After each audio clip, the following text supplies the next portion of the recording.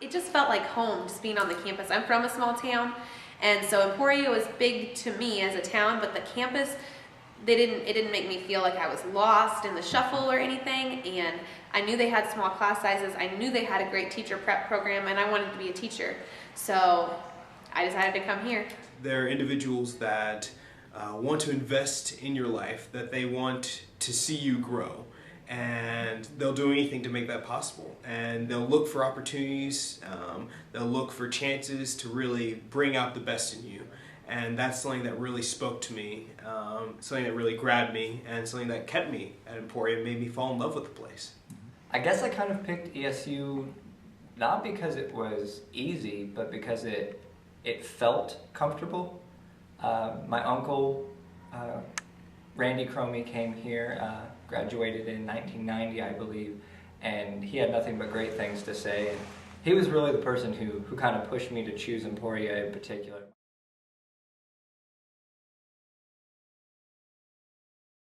My dream since I was a little girl was to be a teacher, and after I knew about how great Emporia State's teacher program was and decided to come here, I worked all the way through college too, part-time, and without the scholarships, my student loans would be way larger than they are. Financial aid was crucial to my education, and something that really a gift that I want to pass on, and I see as not only my opportunity but also my obligation to that next generation. But those scholarships really do, they make the difference.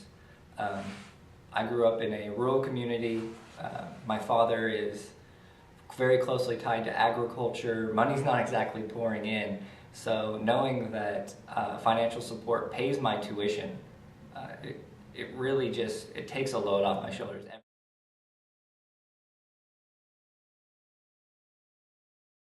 They worked with me and they found me a placement, and they found me a placement where I actually get to work with grades 7 through 12 instead of just being qualified for grades 7 through 12, because our licensure tests qualify us for those grades, but I wanted the experience of working with a 7th grader and a senior and being able to say, and that was a big deal to me today at the career fair, and a lot of people were really impressed. Oh, you've actually taught all of these grades, and I could say yes.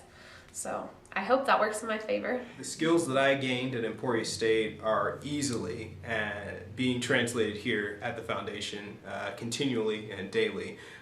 Whether it's strategic planning, whether it is initiating programs, working with external or internal communications, I wouldn't have had that skill set had I not been involved in what I was involved with at Emporia State. Graduating without debt is a big thing for me right now, but having those connections to a community that I grew up next to but not in is, I guess, reassuring. It lets me know that Emporia is somewhere that takes care of you, not only when you're a freshman and a sophomore and they're trying to get you hooked, but as a junior and as a senior and as a graduate, I'll know that I'll have someone looking out for me, especially someone in higher education, someone who can really help out.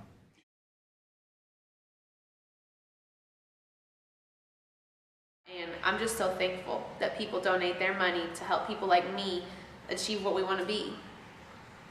Thank you. Thank you. Thank you. I can't say it enough. The one thing I don't have to worry about going into finals is how am I going to pay for next semester.